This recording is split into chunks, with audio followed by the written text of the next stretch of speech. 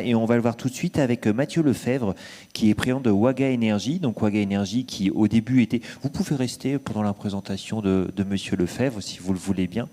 Donc président de Waga Énergie, qui était à une époque considéré comme une start-up, mais aujourd'hui qui a passé ce cap, puisque désormais Waga Énergie est producteur de biométhane par valorisation de gaz de sites d'enfouissement.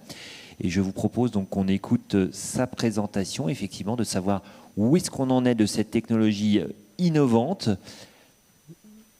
Monsieur Lefebvre, je vous propose de rejoindre le pupitre, effectivement.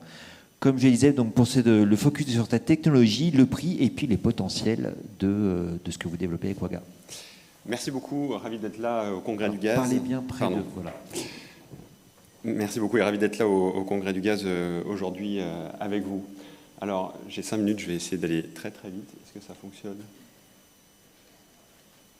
Non. Bon. Alors, ça fonctionne si. Moins, mais bon. Sinon, directement. Donc Mathieu Lefebvre, je suis le cofondateur de Waga Énergie, que j'ai fondé il y a quelques années avec Nicolas Guénel, 2 associés anciens d'Air Liquide. Et l'idée, c'est de traiter 2 sujets à la fois. C'est-à-dire, le premier, la substitution des énergies fossiles par du biométhane, qui est le meilleur substitut aux énergies fossiles, et les émissions de méthane qui représentent aujourd'hui un des gros contributeurs au changement climatique, le deuxième juste après CO2. Et si on se rapproche, enfin si on regarde sur une durée beaucoup plus courte, c'est probablement même peut-être aujourd'hui le premier contributeur, puisque sur une base 20 ans, il a un effet de 84 fois celui du CO2. Avec une durée de 10 ans dans l'atmosphère, c'est encore un effet bien supérieur. Alors d'où vient ce méthane? Je ne sais pas si ça va marcher. Ah, super. Non. D'où vient ce méthane? Alors dites peut-être slide précédente, slide suivante. Voilà, alors la slide précédente, s'il vous plaît. Une partie de ce méthane vient en fait de nos installations de stockage de déchets, donc de la production de déchets. Pour donner quelques chiffres très rapides, l'humanité aujourd'hui c'est 2 milliards de tonnes de déchets. C'est en forte augmentation en raison de l'urbanisation et de la démographie. Et l'essentiel de ces déchets finit dans des installations de stockage de déchets, dans des décharges. Et elles produisent des millions de mètres cubes par heure de gaz. Des millions de mètres cubes par heure de gaz. On est au concret du gaz, donc il y a un petit lien entre déchets et gaz. 3,4 milliards de tonnes en 2050, donc c'est un sujet qui est croissant. Et l'essentiel de ce gaz, diapositive suivante, est perdu. Donc on cherche à produire du gaz renouvelable, on cherche des substituts aux énergies fossiles. Et on a ici une ressource locale renouvelable qui contient beaucoup de méthane, qui est gaspillée. 90% de la ressource est soit émise à l'atmosphère, soit torchée. Une petite partie est utilisée pour faire de l'électricité. Et ce qui nous a surpris, et ce pourquoi on s'est engagé dans cette filière il y a une quinzaine d'années, c'est pourquoi seulement 1% de ce gaz est récupéré pour faire du biométhane en substitution au gaz fossile. Donc notre idée chez Waga, c'est d'augmenter ce chiffre de 1%. Si on peut passer à la diapositive suivante. C'était pas possible parce que techniquement, c'est très compliqué. Alors c'est génial pour les ingénieurs dans le domaine du gaz. C'est un gaz qui est extrêmement variable, imprévisible, qui contient beaucoup de polluants, plus de 300, et qui contient de l'azote, de l'oxygène, en plus du méthane et du CO2. Donc il faut réussir à épurer tout ça de manière efficace. Et c'est ce qu'on a été capable de faire avec une rupture technologique qui couple 2 technologies assez connues. La séparation par membrane, c'est une des dernières nées des technologies dans l'ingénierie des gaz, et c'est aujourd'hui la référence, notamment dans l'épuration du biogaz de méthanisation, qu'on est venu coupler avec la distillation cryogénique, qui est la technologie sur laquelle s'est fondé le groupe Air Liquide il y a plus d'un siècle, qu'on a adapté pour distiller un mélange explosif, du méthane et de l'air. Et donc, bon, ça nous a quand même pris un certain temps, hein, c'est 15 ans de développement, 10 ans entre l'idée et la première mondiale en 2017, technologie qu'on a brevetée. Alors, savoir le faire techniquement, c'est une chose. Diapositive suivante, s'il vous plaît. Mais ce n'est pas tout. Si on veut que le biométhane soit justement un substitut viable rapidement au gaz naturel fossile, il faut être compétitif du gaz fossile. C'est ce qu'ont obtenu enfin, c'est ce qu'ont atteint notamment l'électricité renouvelable et éolien photovoltaïque. Eh bien, c'est ce qu'on est capable de faire avec du gaz de décharge parce que c'est un sous-produit de l'activité de traitement de déchets. C'est un gaz fatal. Donc, si on est capable de l'épurer et d'en faire du biométhane avec une solution efficace, et c'est le cas avec la Waga Box, on peut produire un biométhane qui est compétitif du gaz nat. Et on l'a prouvé récemment dans les derniers développements de Waga. Alors, je ne parle même pas du prix du gaz aujourd'hui, hein, parce que là, sur tous nos sites, on produit du biométhane moins cher que le prix spot du gaz. Mais c'est conjoncturel. On ne s'est pas basé là-dessus pour créer Waga. Next.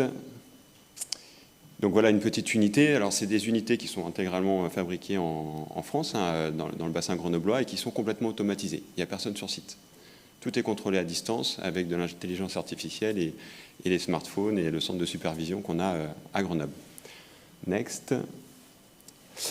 Et donc en termes de potentiel, parce que c'est aussi important de dire voilà, qu'est-ce qu'on pourrait aller chercher comme énergie dans ces sites. Au niveau mondial, on estime que c'est de l'ordre de 1000 TWh.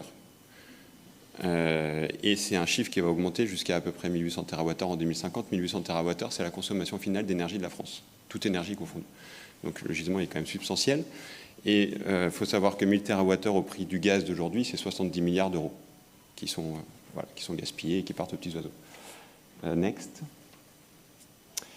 Et donc, pour pouvoir déployer cette technologie, qui est une petite usine à gaz, au sens propre comme au sens figuré, on a implémenté un modèle d'affaires qui permet de résoudre plusieurs problèmes à la fois. Donc on est le maillon manquant, on va dire, entre les opérateurs de déchets, qui génèrent cette pollution, qui génèrent ce gaz, et les utilités, comme les énergéticiens, comme Total, Engie ou autres, qui ont besoin d'alternatives renouvelables au gaz fossile.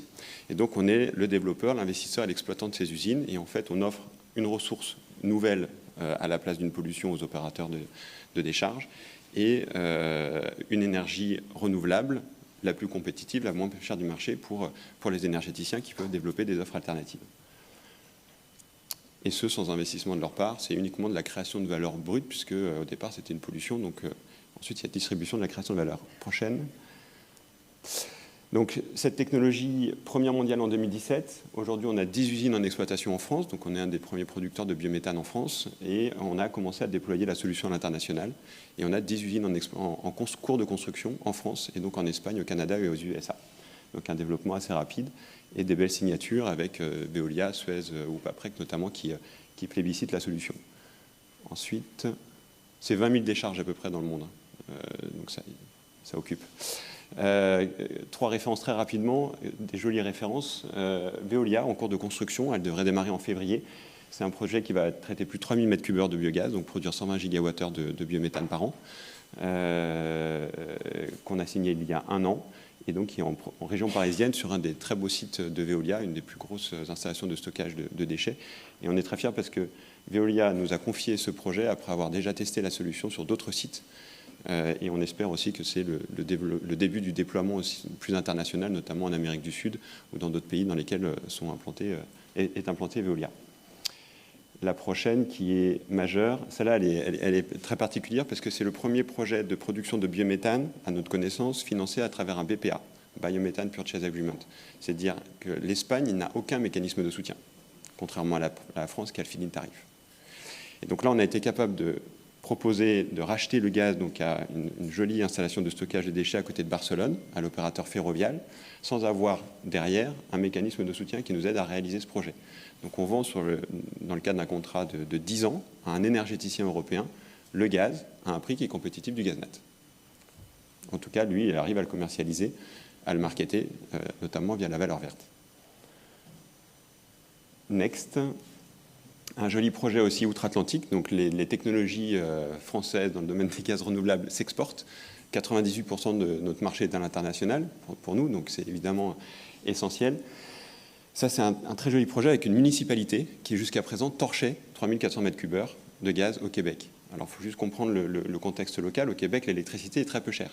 Donc, aller faire de l'électricité, en raison de l'hydraulique, aller faire de l'électricité à partir du gaz de décharge, ça n'a aucun sens. C'est du gaspillage de deniers publics. Et donc, l'essentiel du gaz là-bas était torché. Donc, 3400 m3, c'est 130 gigawattheures de production qui était torchée. On est en train de construire cette usine, et c'est un contrat de 20 ans. Le biométhane est acheté par Énergir, qui est un équivalent d'Engie français, à un prix qui défie toute concurrence, qui est moitié moins que le spot d'aujourd'hui. Next. Et voilà. Et donc pour finir très rapidement, l'idée maintenant c'est de déployer cette solution. Je ne sais pas si certains l'ont vu, mais on a annoncé hier qu'on allait en bourse pour pouvoir déployer cette solution le plus largement possible, dans l'idée d'avoir un impact le plus substantiel possible dans la lutte contre le changement climatique et dans la transition. Déployer le biométhane auquel on croit comme pilier de la transition rapidement. Donc notre objectif maintenant, c'est d'aller à une centaine de Wagabox, de produire à peu près 4 TWh de gaz d'ici 2026. Et pour ça, on a besoin de ressources. Et donc, voilà les raisons de cette annonce d'introduction.